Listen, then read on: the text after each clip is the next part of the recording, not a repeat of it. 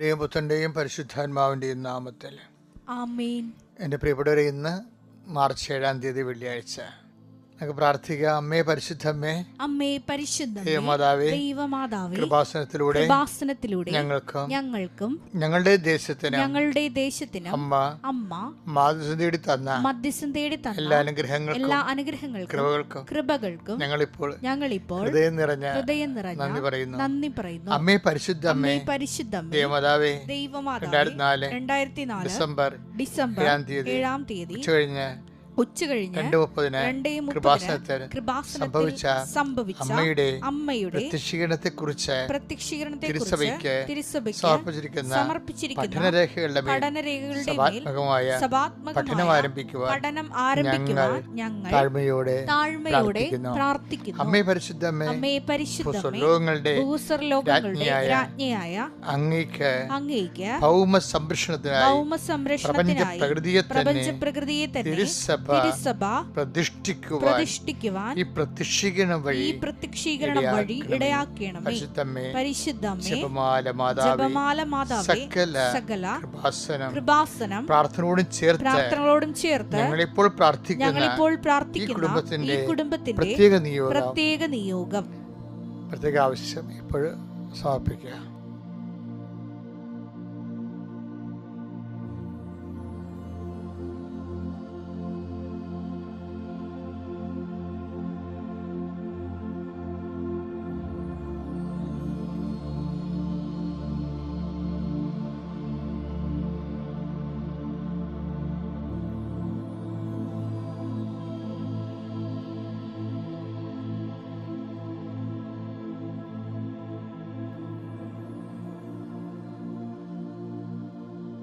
അമ്മയുടെ പ്രത്യക്ഷീകരണത്തിന്റെ ഈ അനുഗ്രഹവേളയിൽ ഞങ്ങൾക്ക് സാധിച്ചു തരുവാൻ കനിയണമേ. ആമേൻ. വിശ്വാസ പ്രമാണം. സർവശക്തനായ പിതാവും ആകാശത്തിന്റെയും ഭൂമിയുടെയും സൃഷ്ടാവുമായ ദൈവത്തിൽ ഞാൻ വിശ്വസിക്കുന്നു. അവിടുത്തെ ഏകപുത്രനും ഞങ്ങളുടെ കർത്താവുമായ ഈശോമിശിഹായിലും ഞാൻ വിശ്വസിക്കുന്നു. ഈ പുത്രൻ പരിശുദ്ധാത്മാവിനാൽ ഗർഭസ്ഥനായി കന്യകാമറിയത്തിൽ നിന്ന് പിറന്ന് പൊന്തിയോസ് പീലാത്തോസിന്റെ കാലത്ത് പീഡകൾ സഹിച്ച് കുരിശിൽ തറയ്ക്കപ്പെട്ട് മരിച്ച് അടക്കപ്പെട്ട് പാതാളങ്ങളിൽ ഇറങ്ങി മരിച്ചവരുടെ ഇടയിൽ നിന്ന് 3-ാം നാൾ ഉയർത്ത് സ്വർഗത്തിലേക്ക് എഴുന്നള്ളി സർവശക്തിയുള്ള പിതാവായ ദൈവത്തിന്റെ വലതുഭാഗത്തിരിക്കുന്നു. അവിടെ നിന്ന് ജീവിക്കുന്നവരെയും മരിച്ചവരെയും വിധിക്കുവാൻ വരുമെന്നും ഞാൻ വിശ്വസിക്കുന്നു. പരിശുദ്ധാത്മാവിലും ഞാൻ വിശ്വസിക്കുന്നു. വിശുദ്ധ കത്തോലിക്കാ സഭയിലും പുണ്യവാന്മാരുടെ ഐക്യത്തിലും പാപങ്ങളുടെ മോചനത്തിലും ശരീരത്തിന്റെ ഉയർപ്പിലും നിത്യമായ ജീവിതത്തിലും ഞാൻ വിശ്വസിക്കുന്നു. ആമേൻ. സുഖസ്ഥനായ ഞങ്ങളുടെ പിതാവേ, അങ്ങയുടെ നാമം പൂജിതമാകണമേ. അങ്ങയുടെ രാജ്യം വരണമേ. അങ്ങയുടെ തിരുമനസ് സ്വർഗത്തിലെ പോലെ ഭൂമിയിലും ആകണമേ. അന്നു വേണ്ടുന്ന ആഹാരം ഇന്ന് ഞങ്ങൾക്ക് തരണമേ. ഞങ്ങളോട് തെറ്റ് ചെയ്യുന്നവരോട് ഞങ്ങൾ ക്ഷമിക്കുന്നത് പോലെ ഞങ്ങളുടെ തെറ്റുകൾ ഞങ്ങളോടും ക്ഷമിക്കണമേ. ഞങ്ങളെ പ്രലോഭനത്തിൽ ഉൾപ്പെടുത്തരുതേ, തിന്മയിൽ ഞങ്ങൾ രക്ഷിക്കണമേ. ആമേൻ. നന്മ നിറഞ്ഞ മറിയമേ, സ്വസ്തി. കർത്താവ് അങ്ങയുടെ കൂടെ സ്ത്രീകളിൽ അങ്ങ് അനുഗ്രഹിക്കപ്പെട്ടവളാകുന്നു. അങ്ങയുടെ ഉദരത്തിൻ ഫലമായി ഈശോ അനുഗ്രഹിക്കപ്പെട്ടവനാകുന്നു. പരിശുദ്ധ മറിയമേ, തമ്പുരാന്റെ അമ്മേ, പാപികളായ ഞങ്ങൾക്ക് വേണ്ടി ഇപ്പോഴും ഞങ്ങളുടെ മരണസമയത്തും തമ്പുരാനോട് അപേക്ഷിക്കണമേ. ആമേൻ. കർത്താവേ, നിന്റെ ഉന്നതമായ നാമത്തിന് സ്വസ്ഥം ചെയ്യുന്നു. കർത്താവേ, നിന്റെ വിശുദ്ധ പൗരോഹിത്യത്തെ മഹത്വപ്പെടുത്തണമേ. കർത്താവേ, സഭയിലുള്ള സാന്നിധ്യം പ്രകടമാക്കണമേ. അമ്മേ പരിശുദ്ധമ്മേ, ദേവമാതാവേ, അമ്മയുടെ പ്രത്യക്ഷീകരണ സ്ഥിരീകരണത്തിനാണ് ഞങ്ങൾ പ്രാർത്ഥിക്കുന്നത്. ഞങ്ങളുടെ ഓരോ അനുഭവങ്ങളിലൂടെ അടയാളങ്ങളിലൂടെ അമ്മയുടെ പ്രത്യക്ഷീകരണത്തിന് സ്ഥിരീകരിക്കപ്പെട്ട സാക്ഷിയായി ജീവിക്കുവാൻ അങ്ങയുടെ മക്കളെ അനുഗ്രഹിക്കണമെന്ന് പ്രാർത്ഥിക്കുന്നു.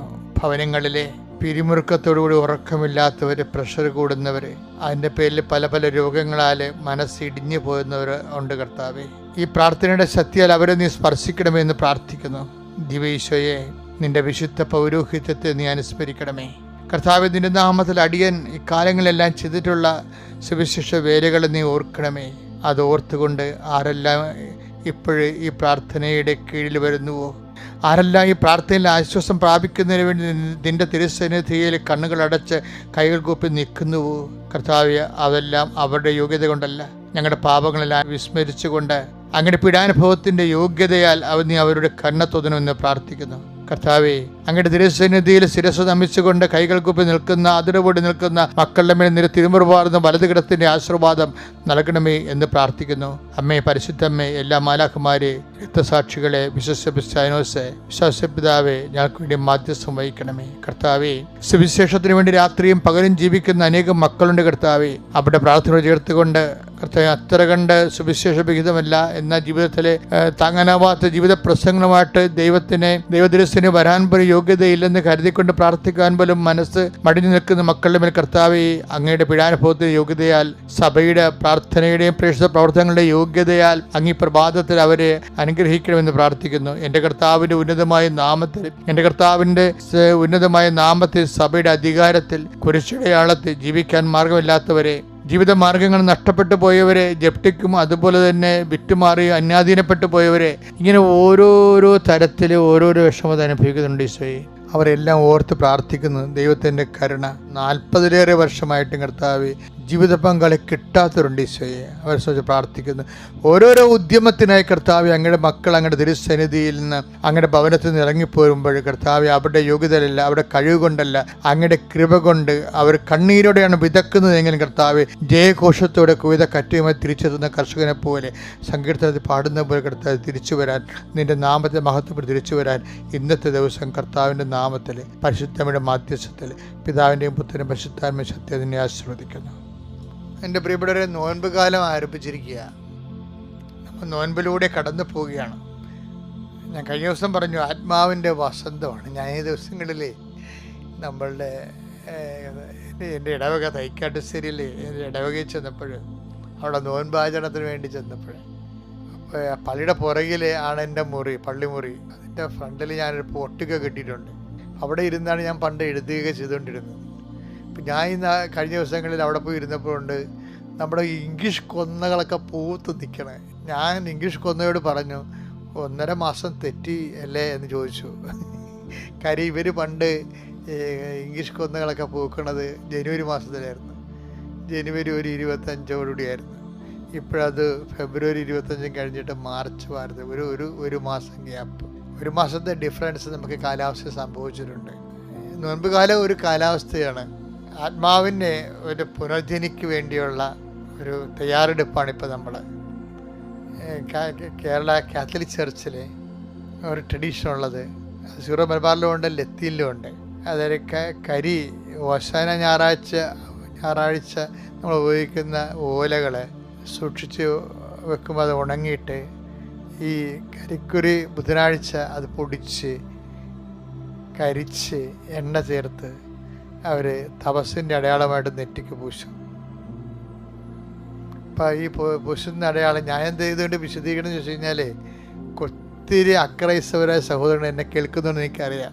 അതുകൊണ്ടാണ് ഞാൻ ഇത് ഇങ്ങനെ വിശദീകരിച്ച് പറയാൻ. കത്തോലിക്കോട് പറഞ്ഞ കാര്യമില്ല. പക്ഷേ മലങ്കരക്കാർക്കും അതുപോലുള്ളൊരു അടിയന്തരം ഞാൻ കണ്ടിട്ടില്ല. അപ്പം അതുകൊണ്ടാണ് ഇങ്ങനെ പറയേണ്ടി വരണത്. അപ്പം ഇതൊക്കെ വെച്ചാൽ ഒരു കാലം ആരംഭിക്കുക, തപസ്സിൻ്റെ ഒരു കാലം. തപസ്സിൻ്റെ ഒരു കാലം എന്താണ് ഉദ്ദേശിക്കുന്നത്? തപസ്സിൻ്റെ ഒരു കാലം അതായത് സഭ നമ്മുടെ നിത്യതയിലേക്കുള്ള യാത്രയിൽ ചില കാര്യങ്ങൾ നമ്മൾ അറിയണമെന്ന് ആഗ്രഹിക്കുന്നു. അതുകൊണ്ട് എന്തിനാണ് നോൻപെന്ന് ചോദിച്ചു കഴിഞ്ഞാൽ നിയമാവർത്തനമാണിത് പറയണത്. കാര്യം നമ്മൾ ഉപവാസമല്ലേ. ഇപ്പോൾ ഉപവാസം ഒന്നാമത്തെ എന്താണ്? ഭക്ഷണപാനീയങ്ങളുടെ മേലുള്ള മിതത്വം പാലിക്കൽ ഇതിൻ്റെ അകത്ത് പ്രധാനപ്പെട്ട ഘടകമാണല്ലോ. അപ്പോഴേ എന്തിനാണ് അങ്ങനെ ഭക്ഷണപാനീയങ്ങളുടെ മിതത്വം പാലിച്ച് നമ്മൾ 1 നേരമോ 2 നേരമോ ഉപവസിക്കണേ? എന്തുകൊണ്ടാണ്? അപ്പോൾ വിശപ്പ് അറിയണേ. നിയമാവർത്തന പുസ്തകമാണ് അതിൻ്റെ മെയിൻ സംഭവം. എന്തിനാണ് വിശപ്പ് അറിയണത്? നിയമാവർത്തനം 8:3 എടുത്തേ. അവിടുന്ന് നിങ്ങളെ എളിമപ്പെടുത്തുകയും അവിടുന്ന് നിങ്ങളെ എളിമപ്പെടുത്തുകയും വിശപ്പറിയാൻ വിടുകയും നിങ്ങൾക്കും നിങ്ങളുടെ പിതാക്കന്മാർക്കും അപരിചിതമായിരുന്ന മന്ന കൊണ്ട് നിങ്ങളെ സംതൃപ്തരാക്കുകയും ചെയ്തത് അപ്പം കൊണ്ട് മാത്രമല്ല. അത് നമുക്ക് അടുത്ത പ്രാവശ്യത്തെ ധ്യാനത്തിലിടുക. അപ്പം കൊണ്ട് മാത്രമല്ല. അപ്പം ഇവിടെ എന്താണ് വിശപ്പറിയാൻ വിടുക എന്ന് വെച്ച് കഴിഞ്ഞാൽ നമുക്കറിയാമല്ലോ, നോൻപിൻ്റെ ഉദ്ദേശം എന്താണ്? വിശപ്പ് അറിയാൻ വിടുക തന്നെയാണ്. അപ്പം നമ്മൾ ഓർക്കും വിശപ്പ്, നമ്മുടെ വിശപ്പ്, നമുക്ക് വിശപ്പുണ്ടെന്ന് നമ്മൾ അറിയണം. അതുമാത്രമല്ല സംഭവം, മറ്റുള്ളവരുടെ വിശപ്പ് നമ്മൾ അറിയണം. മറ്റുള്ളവരുടെ വിശപ്പ് അറിയുമ്പോൾ പഴയ നിയമത്തിൽ എളിമപ്പെടുത്താൻ വേണ്ടിയുള്ള അഹങ്കാരം അമർച്ച ചെയ്യുക എന്നുള്ള ഉദ്ദേശം മാത്രമേ ഉള്ളൂ. പക്ഷെ പഴയ നിയമത്തിൽ വിശപ്പ് അറിയുന്നത് നിയമാവർത്തനം 8:3 അനുസരിച്ചുകൊണ്ട് അഹങ്കാരം അമർച്ച ചെയ്യുക, എളിമപ്പെടുത്തുക, എന്നിട്ട് ദൈവത്തിൻ്റെ ശക്തി പ്രവർത്തിക്കാനുള്ള സാഹചര്യം സംജാതമാക്കുക എന്നാണ് അതിൻ്റെ ഉദ്ദേശം. അതുകൊണ്ടാണ് നമ്മൾ സൈന്യത്താലെ അല്ല, ശക്തിയാലെ അല്ല, കർത്താവിൻ്റെ ആത്മാവിലാണെന്ന് പറയണില്ലേ സക്കറിയായിൽ നമ്മൾ വായിക്കണേ 4:6. അതിൻ്റെ കാരണം എന്താണ്? ഈ സൈന്യവും ഇതെല്ലാം ഉദ്ദേശിക്കുന്നത് അതിൻ്റെ അപ്പുറത്ത് ദൈവത്തിൻ്റെ ഒരു സ്പേസ് ഉണ്ട്. എൻ്റെ കഴിവ്, എനിക്ക് കഴിവ്, എൻ്റെ പണം, എൻ്റെ പാർട്ടി, എൻ്റെ ബുദ്ധി. പക്ഷെ അങ്ങനെ പറയുമല്ലോ, എനിക്ക് ബുദ്ധി ഉണ്ടായിരുന്നു. ചേട്ടാനിമാരും വഴക്കെടുമ്പോൾ പറയത്തില്ലേ, നീ പഠിച്ചില്ല, അതിന് ഞാൻ എന്ത് ചെയ്യാനാ? എനിക്ക് ബുദ്ധി ഉണ്ടായിരുന്നു, ഞാൻ കഷ്ടപ്പെട്ട് പഠിച്ചു, ഞാൻ ജയിച്ചു, എനിക്ക് ജോലി കിട്ടി, നീ പഠിച്ചില്ല. അപ്പോഴ് നീയോ ഞാനോ എന്നൊക്കെ വെച്ചോണ്ട് അപ്പം ഞാൻ എനിക്ക് ബുദ്ധി ഉണ്ടായിരുന്നു. അതൊക്കെ ബുദ്ധി എവിടെ നിന്ന് കിട്ടി? ദൈവം തന്നതല്ലേ. അതൊന്നും മനസ്സിലാക്കുമ്പോഴല്ല എളിമ വരണത്. അല്ലെങ്കിൽ അതിൻ്റെ താനെ തന്നെ ഉണ്ടാക്കിയെടുത്ത ബുദ്ധിയാണെന്ന് തോന്നിപ്പോകും. ബുദ്ധി ഇല്ലാത്ത അവസരമാണ് നീ ജനിച്ചതെങ്കിൽ എന്ത് ചെയ്തേനെ? അപ്പം അതൊക്കെ ദൈവത്തിൻ്റെതാണെന്ന് തിരിച്ചറിയണം. ഈ നോൻപിൻ്റെ ഉദ്ദേശം അങ്ങനെയാണ് നമ്മൾ എളിമപ്പെടണത്. അത് പൗലോസ് അവസാനം പറയും. പൗലോസ് ഭയങ്കര വില്ലനായിരുന്നു. നിങ്ങൾ റോമൻ പൗരനാണെങ്കിൽ ഞാനും റോമൻ പൗരനാണ് എന്നൊക്കെ പറയുന്ന ആളായിരുന്നു. അവസാനം അദ്ദേഹം പറയുന്നത് എന്താണ്? ഞാൻ എന്തായിരിക്കുന്നുവോ അത് കർത്താവിൻ്റെ കൃപയാലാണെന്ന് പറയും. ഇത് ഒരു പറച്ചിലല്ല, ഒരു അറിവിനേക്കാളുപരി ഒരു തിരിച്ചറിവാണ്. അതായത് നോൻപ് കാലത്ത് ഒരു തിരിച്ചറിവുണ്ടാവണം. അതിനാണ് എളിമപ്പെടണമെന്ന് പറയണത്. ഇങ്ങനെ പറയുമേ, റെഡിമെയ്ഡായിട്ട് അലക്കി തെച്ച വർത്തമാനങ്ങൾ നമുക്ക് എത്ര വേണമെങ്കിലും പറയാം. എളിമയായിട്ട് തോന്നും. ചുമ്മാ മനസ്സിൽ തട്ടണമെന്നല്ല. ഒരു മനുഷ്യൻ്റെ തിരിച്ചറിവുണ്ട്. ആ തിരിച്ചറിവിലേക്ക് അവൻ തന്നെ അത് മനസ്സിലാക്കും. എന്താണ്? നമ്മളുടെ വീക്ക്നെസ് മനസ്സിലാക്കും. അപ്പം അത് മനസ്സിലാക്കുമ്പോൾ അറിയാവുന്ന ഒരു അന്തർജ്ഞാനമുണ്ട്. അതെന്താണ്? അതെന്ന് പറയണത് ഞാൻ എന്തായിരിക്കുന്നുവോ അത് കർത്താവിൻ്റെ കൃപയാലാണ്. അപ്പം ദൈവത്തിനായിരിക്കും ഒന്നാം സ്ഥാനം കൊടുത്ത് നമ്മൾ ചിന്തിക്കുന്നത്, പെരുമാറുന്നത്, സംസാരിക്കുന്നത്, സമീപിക്കുന്നത്. അതൊരു സമ്പ്രദായമായി മാറും, നമ്മുടെ തന്നെ ഒരു സംസ്കാരമായിട്ട് മാറും. അല്ലെങ്കിൽ നോൻപ് കാലത്ത് ഈ സംസ്കാര രൂപീകരണമാണ് ശരിക്കും പറഞ്ഞാൽ സുവിശേഷ വിഹിതമായ അനുഗ്രഹം ആവഹിക്കാനും ദൈവത്തിന് വേണ്ടി ജീവിക്കാനും വേണ്ടി നമ്മളെ സഹായിക്കുന്നത്. അതിനുവേണ്ടിയുള്ള പരുവപ്പെടുത്തലാണ് ഈ നോൻപ് കാലം എന്ന് പറയണത്. അല്ലെങ്കിൽ പാപത്തിന് പരിഹാരം ചെയ്യണത് മാത്രമല്ല. ഇതാണ് 1 കൊരിന്ത്യർ 15:10 എന്ന് പറയണത്. ഞാൻ എന്തായിരിക്കുന്നുവോ അത് ദൈവകൃപയാലാണ്. എന്റെ മേൽ ദൈവം ചൊരിഞ്ഞ കൃപ നിഷ്ഫലമായി പോയിട്ടില്ല.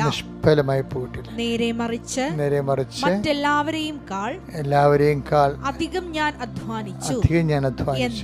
എന്നാൽ ഞാനല്ല, എന്നിലുള്ള ദൈവകൃപയാണ് അധ്വാനിച്ചത്. അപ്പൊ ഞാനല്ല എന്ന് പറയണില്ലേ? ഞാൻ ആണെന്നല്ല പുള്ളി അദ്ദേഹം പറഞ്ഞത്. ആദ്യം നിങ്ങൾ ഹെബ്രായനാണ്, ഞാൻ ഹെബ്രായനാണ്, റോമൻ പൗരനാണ്, പരിസയനാണ്, ഞാൻ ആണെന്ന് പറഞ്ഞിട്ട് ഇപ്പം പറയണത് ഞാനല്ല എന്ന് പറയത്തില്ലേ? ആദ്യത്തെ അറിവും പിന്നത്തെ തിരിച്ചറിവുമാണ്. പക്ഷേ തിരിച്ചറിവ് എന്തിനാണെന്ന് ചോദിച്ചു കഴിഞ്ഞാൽ, എന്തിനാണ്? ദൈവത്തിന് നമ്മളിൽ പ്രവർത്തിക്കാൻ പറ്റുന്ന ഒരു ഇക്കോളജി, ഒരു സ്പിരിച്വൽ ഇക്കോളജി, ഒരു ആധ്യാത്മിക പരിസ്ഥിതി രൂപീകരിക്കുന്ന ഒരു കാലമാണ് ശരിക്കും പറഞ്ഞാൽ നോൻപ് കാലം കൊണ്ട് ഉദ്ദേശിക്കുന്നത്. പക്ഷെ അത് സ്വഭാവം, ഒരു മനുഷ്യൻ്റെ സ്വഭാവമില്ലേ, അത് ചിലപ്പോൾ സുവിശേഷ വിഹിതമായിരിക്കത്തില്ല. സ്വന്തം ഭാവത്തെ സുവിശേഷ വിഹിതമാക്കുന്ന ഒരു പ്രക്രിയയാണ് ഈ നോൻപ് കാലത്ത് നടക്കുന്നത്. നോൻപ് കാലം അത് ദൈവസ്നേഹമുള്ളവർക്ക് അത് തുടർക്കാലമാണത്. സ്വന്തം ഭാവം, ഈ സ്വഭാവം പിന്നീട് സുവിശേഷ വിഹിതമായി കഴിയുമ്പോൾ സുവിശേഷ ഭാവമായി മാറും. ഈ സുവിശേഷ ഭാവം പിന്നീട് സുവിശേഷ ഭാവമായതിന് അത് റെക്കർ ചെയ്ത് വരുമ്പോൾ സുവിശേഷ ശീലങ്ങൾ വരും. ഹാബിറ്റ്, ഇറ്റ് റിപ്പീറ്റഡ് ആക്ഷൻ ആണല്ലേ ഹാബിറ്റ് എന്ന് പറയുന്നത്. അപ്പോൾ അത് ശീലം, സ്റ്റൈല്, ഒരു സുവിശേഷത്തിൻ്റെ സ്റ്റൈല് വരും ലൈഫിൽ. പിന്നെ ഈ സ്റ്റൈല്, ശീലം തന്നെ പിന്നെ റെക്കർ ചെയ്ത് കുറേ വർഷങ്ങളെടുത്ത് കഴിയുമ്പോൾ അതൊരു ശീലം, ഒരു സമ്പ്രദായമായി മാറും. അപ്പോൾ അവിടെ ഒരു സമൂഹം കൂടി ഉണ്ടാകും അതിൻ്റെ കൂടെ. കാര്യം അതേ ശൈലിയിൽ പ്രവർത്തിക്കുന്നവരുടെ ഒരു സമൂഹം ഉണ്ടാകും. സമൂഹം സമ്യക്കായിട്ട് ഇങ്ങനെ അത് ഒരേ രീതി പ്രവർത്തിച്ച് വരുമ്പോഴാണ് നമ്മൾ സമ്പ്രദായങ്ങൾ ഉണ്ടാകുന്നത്. ഈ സമ്പ്രദായങ്ങളെ കാലങ്ങളെ ഒരു സമൂഹം, ഒരു പ്രത്യേക സമ്പ്രദായത്തിൽ വളരുന്ന സമൂഹം അല്ലെങ്കിൽ സമുദായം അത് കാലങ്ങളിലൂടെ സഞ്ചരിച്ച് കഴിയുമ്പോൾ സംസ്കാരമായിട്ട് മാറും. അപ്പോൾ നോൻപിൻ്റെ ഉദ്ദേശം ഒരു സുവിശേഷ സംസ്കാരം നിങ്ങളിൽ രൂപപ്പെട്ട് വരിക എന്നുള്ളത്, നമ്മളിൽ രൂപപ്പെട്ട് വരിക എന്നുള്ളതാണ്. അങ്ങനെയുള്ള വളരെ അതിൻ്റെ ഒരു നാന്ദിയായിട്ടാണ് ഈ കരിക്കുരു നമ്മൾ നെറ്റിയിൽ പൂശേണ്ടത്. അല്ലാതെ കുർബാന സ്വീകരിച്ച ശേഷം ചില അണ്ണന്മാർ പറഞ്ഞ് നിൻ്റെ എന്ന് പറഞ്ഞിട്ട് അയ്യോ ഞാൻ കുർബാന സ്വീകരിച്ചാണെന്ന് പറഞ്ഞ് നാക്കെ കുറിച്ചിടും. അപ്പോൾ ദാറ്റ് മീൻസ് ഇയാൾക്ക് മാറ്റമൊന്നുമില്ല. പിന്നെ അയാൾ ഒരു ദൈവത്തിൽ നിരക്കാത്തൊരു വാക്ക് പറഞ്ഞിട്ട് പെട്ടെന്ന് ഓർക്കണം മാത്രമേ ഉള്ളൂ. മെക്കാനിക്കലായിട്ടുള്ളൊരു വെടിനിർത്തലാണത്. അതല്ല, മറിച്ച് അങ്ങനെ ഒരു സാധനം നമ്മൾക്കിന്ന് വരത്തില്ല.